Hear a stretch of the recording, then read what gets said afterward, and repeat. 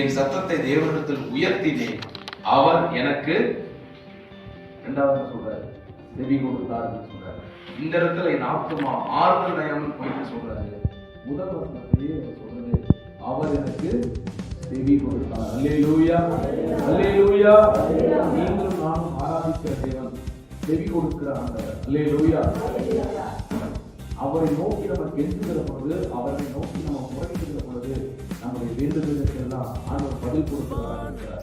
மூன்றாவது சொல்வது, நாம் தேவனை நினைத்த போது அலறினேன், நாம் தியானிக்கும் போது நாவி தொய்ந்து போயிற்று. நாம் தேவனை நினைத்த போது அலறினேன், நாம் தியானிக்கும் போது நாவி தொய்ந்து போயிட்டு என்ன அர்த்தம்? சோர்ந்து போயிட்டு, பலனற்று போயிட்டு அர்த்தம். நான் தூங்காதபடி என் கண்ணிமைகளை பிடித்திருந்து நான் பேச மாட்டாதபடி சஞ்சலப்படுகிறேன். பூர்வ நாட்களில் ஆதி கலந்த வருஷங்களை சிந்திக்கிறேன். அல்லேலூயா. பூர்வ நாட்கள் இருங்க, பூர்வ நாட்கள் அவர் நாமத்தில் நாம் ரசிக்கப்பட்ட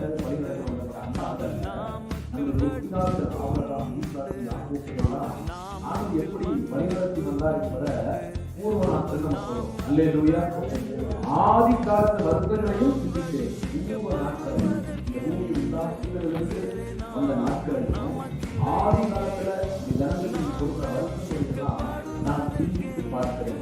எப்படியெல்லாம் இந்த வழிநடத்தீங்க, எப்படிலாம் ஜனங்களை போதனை செய்வீங்க, எப்படிலாம் ஜனங்களை ஆதரத்தில் வழிநடத்தினீங்க என்பதையெல்லாம் அண்ணாங்க சிந்தித்து ராக்காலத்தில் என் சங்கீதத்தை நான் நினைத்து என் இருதயத்தோட சம்பாதித்துக் கொள்கிறேன். என் ஆவி ஆராய்ச்சி. எதை குறித்து நீங்க ஆராய்ச்சி பண்ணணும்?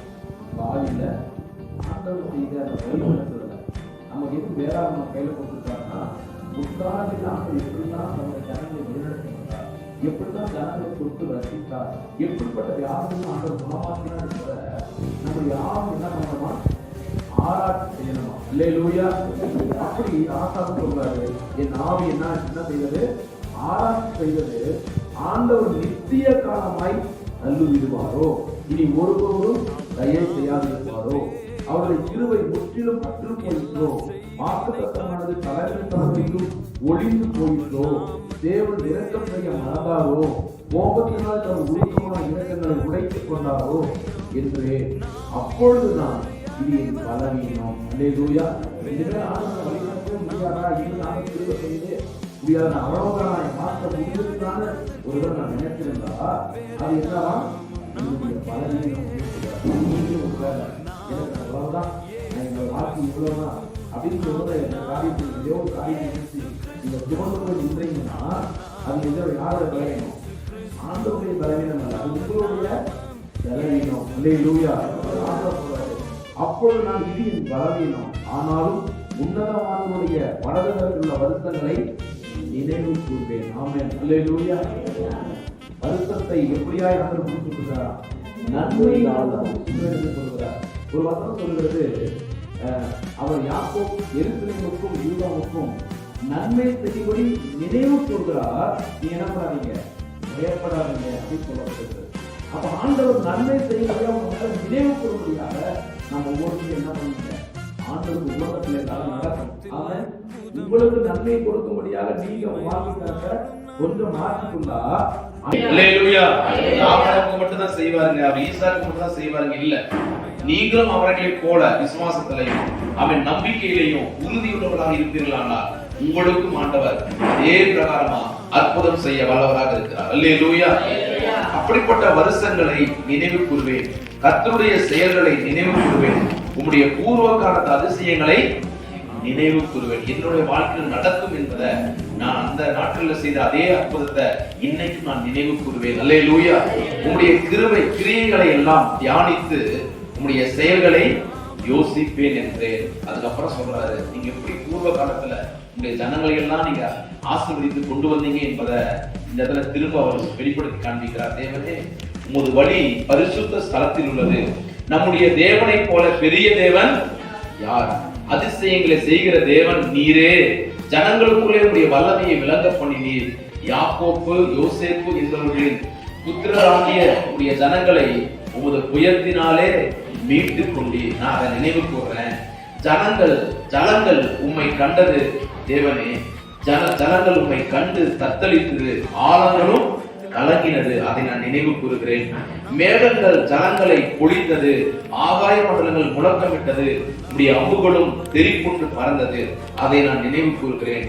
உம்முடைய குமரனின் சத்தம் சுழல் காற்றில் முழங்கினது, மின்னல்கள் பூச்சக்கரத்தை பிரகாசிப்பித்தது, பூமி குலுங்கி அதிர்ந்தது, அதை நான் என்ன பண்றேன், நினைவு கூறுகிறேன்.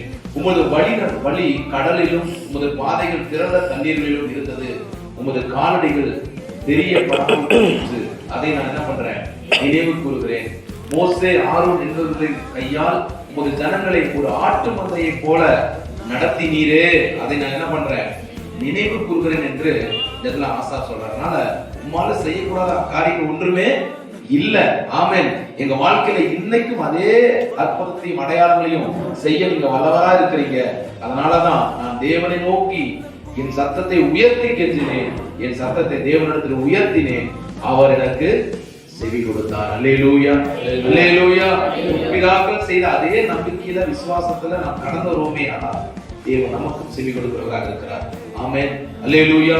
இந்த புதிய ஆண்டுல ஆமென், தேவனுடைய கரத்தில் இருக்கக்கூடிய இந்த ஆண்டுல உன்னதமானவருடைய வலதுகரத்தில் உள்ள வருஷங்களை நாம் நினைவு கூர்ந்து இனி சம்பவிக்க போகிற காரியம், இனி என்ன சம்பவிக்க போகிறது, ஆண்டுடைய ரகசிய வருகிறது, ஆண்டுடைய பகிர்ந்து வருகிறது, தேவனோடு இருக்க போகிறோம் என்ற அந்த வருஷங்களை எல்லாம் கொஞ்சம் நம்ம நினைவு கூர்ந்து இன்னும் எப்பேற்பட்ட பரிசுத்தத்துல, இன்னும் எப்பேற்பட்ட பயபக்தியில நாம் வாழ வேண்டும் என்பதை இன்னையிலிருந்து ஒரு தீர்மானம் எடுத்து, நான் இதெல்லாம் இனிமேல் செய்ய மாட்டேன், அல்லது இனிமேல் நான் தேவ சமூகத்துல உண்மையா இருப்பேன், தேவனை துதிக்கிறதுல, பாடுவதில்ல, ஆராதிப்பதில்ல, வேதம் வாசிப்பதில்ல, ஜெபத்துல நான் உண்மையாகவே இருப்பேன் என்று சொல்லி யாரெல்லாம் ஆண்டவர் சமூகத்தை நீங்க ஆயத்தப்படுறீங்களோ அவங்களை எல்லாம் தேவன் தாமே உண்மையாகவே வல்லமையுள்ள தேவனாக இந்த ஆண்டு முழுவதும் வழி நடத்துவார், ஆசீர்வதிப்பார். தினம் தினம் அற்புதத்தையும் அதிசயத்தையும் நீங்க பார்ப்பீங்க. அல்லேலூயா. ஒவ்வொருத்தரையும் ஆசீர்வதிப்பாராக. ஆமென்.